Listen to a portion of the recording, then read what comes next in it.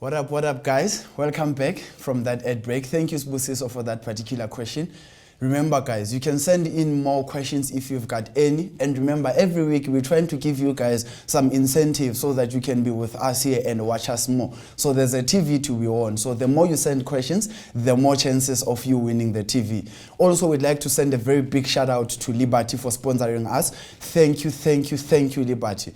Right about now, we're going to go into a question. There's a question that was sent through to us by Sibusiso. So let's just have a look at the question.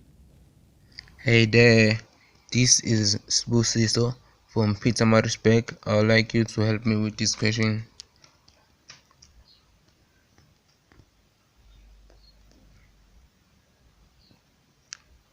Thanks. That's a very interesting question that you sent there. You guys know we are busy with differential calculus, but that does not mean you cannot ask any other question that you have. These are the questions we call wild cards, meaning it is a question that is not relevant to the topic of the week, but it is also relevant to mathematics. So this question today is on trigonometry and its general solution. So let's have a look at the question and see what exactly does it want us to do. And the question reads, determine the general solution of 4 sine x plus 2 cos 2x is equals to 2. Now, just looking at this question, I'm thinking to myself, I have cos 2x. What do I change it to? Remember, when you look at your information sheet, there's 3 formulas that are given after cos 2x.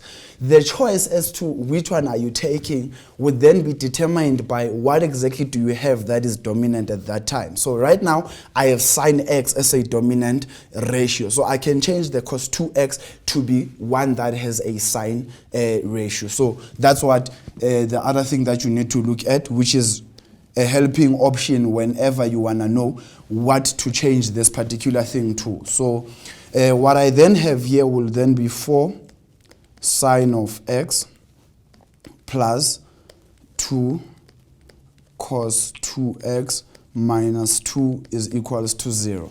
Now, the other thing you guys need to think about when you ask a general solution, it is the same concept of solving for x. So it is the same concept of solving for x, but in this instance, we are solving for x, making it to be true for all certain conditions. Hence, we call it general. Now, remember I said this has 3 things. So there's cos squared x minus sine squared x. That's one of the options that we have. Also, there is 2 cos squared x minus 1. That's another option. There's another option, 1 minus 2 sine squared x. So let me just give you a moment and look at that. But you can already see that given these 3 things, the one that I can take, which will make it safe for me to work with, will be the third one. Why? Because I'm dealing with a sine there. So immediately that eliminates the rest of the other ones. So I'll have 4 sine of x plus 2 open bracket. Remember to always open a bracket because the 2 is going to be distributed to whatever this becomes. So this will be 1 minus 2 sine squared x minus 2 is equals to a 0. And then you're then going to have to simplify this. So let's just, so that you guys are not confused as to what's happening. Okay, so here I'll have 4 sine of x plus 2 multiplied by 1 is a 2. 2 multiplied by negative 2 is a negative 4 sine squared x minus 2 is equals to naps. Now, what we're then going to do here is to group them according to like terms. Plus 2 and minus 2 will give me 0. So those are gone. Then I will be left with, remember the order, guys. We always need to try, whenever you are given a quadratic equation of some sort, always try by having the leading term to be x squared, meaning x squared must be the first thing that you're dealing with. So in this instance, we need to try and deal with sine squared x instead of sine x, because sine squared x is the leading term. So that's one of the things you need to always look for. So this will be minus 4 sine squared x, then plus 4 sine of x, is equals to a 0. Mathematically, you can see that there is a common factor of 4, so I can divide everything by positive 4. But since I want this to be a positive, I can divide by a negative. So I will say divide by negative 4. If I divide by negative 4, I'm going to be left with sine squared x minus sine of x is equals to 0. Now, there is 3 ways of factorizing in mathematics, which I believe people are familiar with that. 1 will always to use a common factor. Number 2 will be to use binomials. Number 3 will be to use grouping. So you look at which one to use in this instance. So in this instance, I can see I have sine of x appearing twice. So that makes it a common factor. So we take out sine of x as a common factor. And then taking out sine of x as a common factor, then I will be left with the sine of x minus 1 in brackets is equals to 0. And that's one thing that you guys need to look at. So you take out sine as a common factor. What is left will then be what you are writing in brackets, such that if you were to distribute what you took out as a common factor inside there, it will take you back to what you originally had. So that's one of the things you need to think about when doing a common factor. So if I was to multiply this with that, it will give me sine squared x. This multiplied by that, it will give me negative sine. So that's what I'm trying to make you aware of. Then remember, these are 2 factors. I will then say sine of x is equals to ngqabs, or sine of x is equals to a 1. Now, quickly guys, a reminder when you're looking at graphs. Looking at graphs, a sine graph, remember a sine graph will look something like this. Right? I'm only focusing on the positive side because I'm dealing with positive numbers. So a sine graph will look something like that. And then the other thing that you also need to think about will be your quadrant, to say I have an A there, I have an S there, I have a T there, I have a C there. So it tells you where a certain ratio is positive in the quadrants. Now, because we're dealing with a positive sign, we are then focusing in that particular quadrant there, which is the second quadrant. Now, please, you must remember, we need a reference angle. You need a reference angle before you can do anything here. So a reference angle here, so at 0, the angle is also 0, which is that point there. So the reference angle will then be equal to 0 degrees. And then also this side, or rather let's focus on this side, then we'll go to the next one. So here I will then have x is equals to 0 degrees plus k multiplied by 360 degrees. Remember, 360 degrees multiplied by k talks about the periodicity of this function. So that's one of the other things you need to be thinking about as well. Now, to go to the other option that we need to be dealing with here, the or part. So I will say this is sine, rather the reference angle will then be equal to okay, one thing, the reference angle here will then be sine of 1 will then be here. So it's somewhere there, remember? So it's going to be a 90 degrees. So this is 90 degrees. Since we're dealing with the first quadrant, it will just be x is equals to 90 degrees plus k multiplied by 360 degrees. Now, one thing to conclude with, where k is an element of all integers. Now, please guys, without the k element of integers, I'm not sure whether I would give you the mark. Really, I don't know, but I'm sure I wouldn't give you the mark. So that's what I'm trying to say to you. So please, that's what we are doing when we are doing a general solution. Reference angle is important. Where is it positive and where is it negative? Right about now, we're going to go quickly into a concept video. Then Philippa is going to come through with another question for you guys. So that's it from me.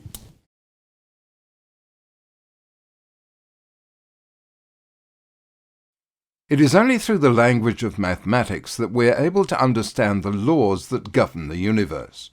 Calculus is the key to interpret the language of mathematics. Calculus was independently developed by Sir Isaac Newton and Gottfried Leibniz in the 17th century. Because neither of them published their work as soon as they discovered their results, there's no clear indication of who discovered calculus first. Through calculus, we are able to study and compare changes of one quantity with respect to another. This has important applications in many sciences, including engineering, biology, chemistry, and physics. The exciting world of robotics would not be possible without calculus. Robots need calculus to carry out complex functions. Self-operating devices known as automata were the earliest forms of robots invented. Complex mechanical devices have been improved on throughout history by many mathematicians, including Gottfried Leibniz. Today, commercial and industrial robots are used extensively in manufacturing, mass production of consumer goods, Earth and space exploration, surgery, and weaponry. In the early 20th century, the idea of a humanoid robot was developed. In 1928, one of the first humanoid robots, Eric, invented by W.H. Richards, was exhibited at the Model Engineers Society in London, where it delivered a speech. The robot could move its hands and head and be controlled through remote control or voice control. Both Eric and his brother, George, which was an improved and updated version of Eric, toured the world in the 1930s. Advancements in the field of maths and science have led to incredible technological development and breakthroughs in the field of robotics. In fact, a bionic man no longer only exists in science fiction movies, but is now a real-life possibility too. Prostheses are devices used to replace a missing or impaired body part, such as a limb. Engineers have developed a next-generation prosthetic, a bionic arm that has 26 joints, can lift up to 20 kilos, and is controlled with a person's mind, just like a regular arm. These mind-controlled prostheses will revolutionize the world as we know it. The amazing innovations of robotics engineering require advanced calculus principles which can only be understood through further study of mathematics, usually at university level.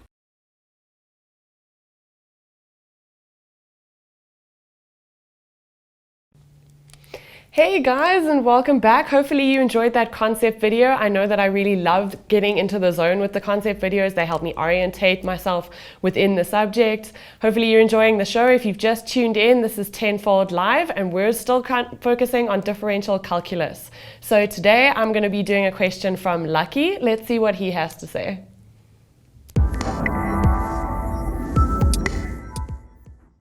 Hello, I'm Lucky from Northwest. I just need help from 2.1, 2.2, and 2.3 and 2.4.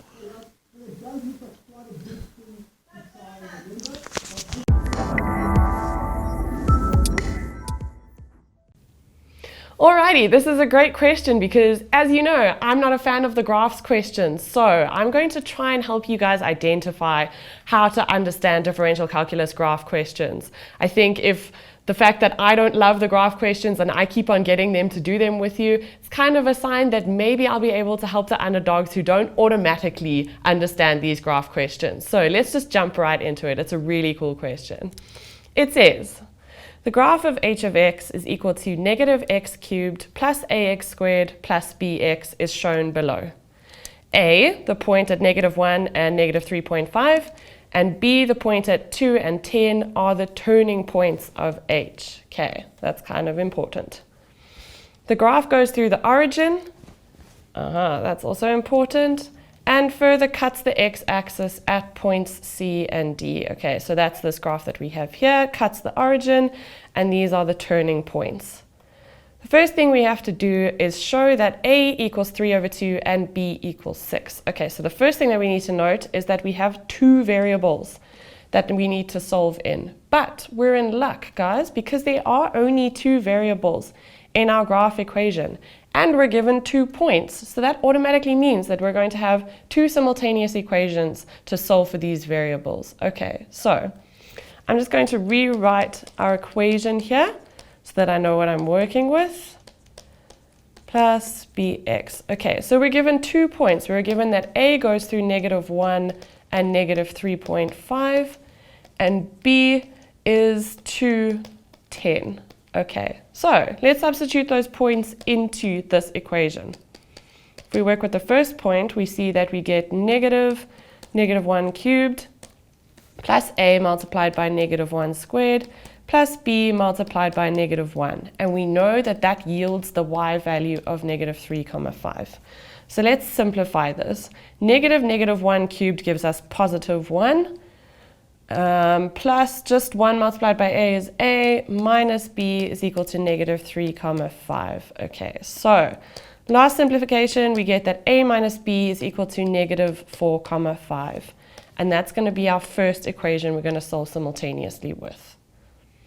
Now if we substitute in the b point, we have f of 2 gives us negative 2 cubed plus a multiplied by 2 squared plus b multiplied by 2, and we know that that yielded the y value of 10.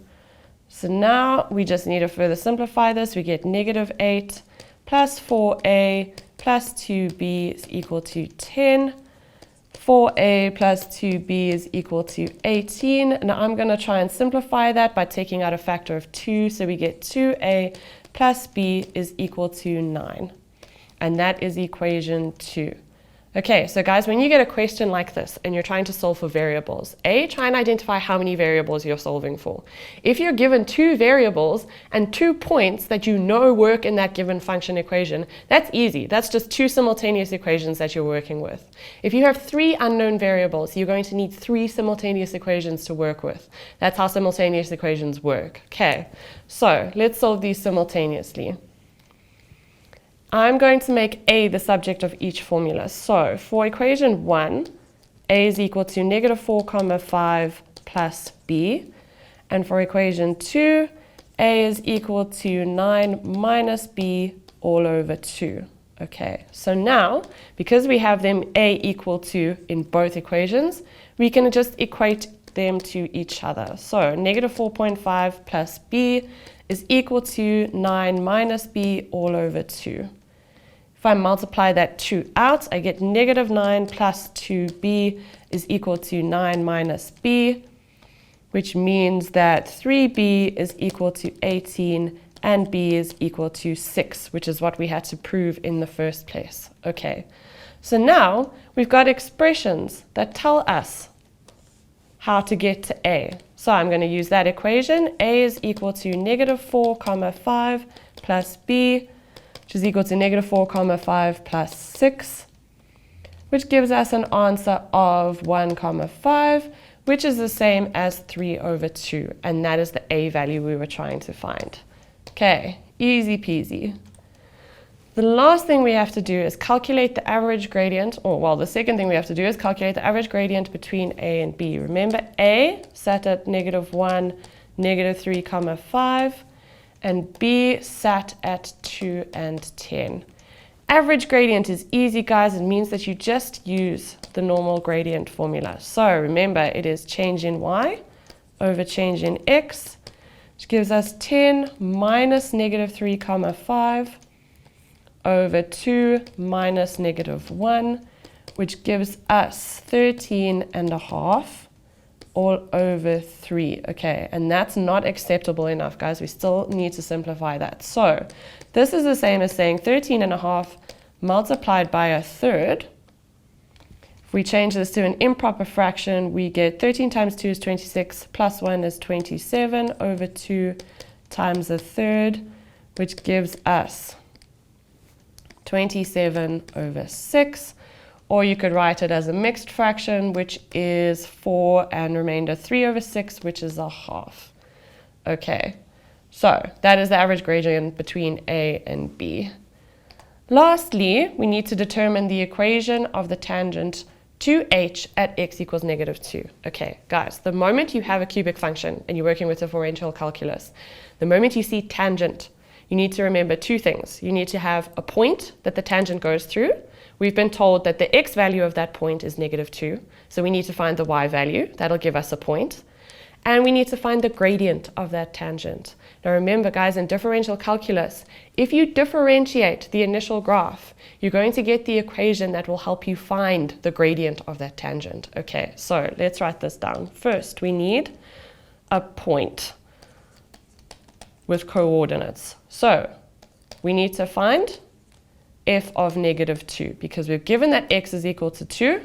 We need to find f of negative 2, and that'll give us our coordinate points. Secondly, we need to find the gradient of the tangent, which means we need to find f prime of negative 2, because we're evaluating the derivative at that x point. So, firstly, let's find f of negative 2. Remember our initial equation, we have negative x cubed, so we have negative 2 cubed, plus we found that a was 3 over 2 multiplied by negative 2 squared, plus we found that b was 6 multiplied by negative 2. Okay, so now if we simplify this out, negative 2 cubed is negative 8, multiplied by a negative is just positive 8, plus 3 over 2 multiplied by 4 is equal to 6, and that gives us negative 12 over there. Okay, if we simplify this out, 8 plus 6 is 14, minus 12 is 2. Okay, so now we have our point. So we have negative 2 and 2. Now, we need to evaluate f prime of negative 2. Okay, so f prime is equal to negative 3x squared, plus it would be 3x plus 6. Okay, so f prime of negative 2 is going to give us negative 3, negative 2 squared, plus 3 multiplied by negative 2 plus 6. Okay, so if we continue with this down here, we're going to get negative 12 plus 6, whoa, that's a minus 6,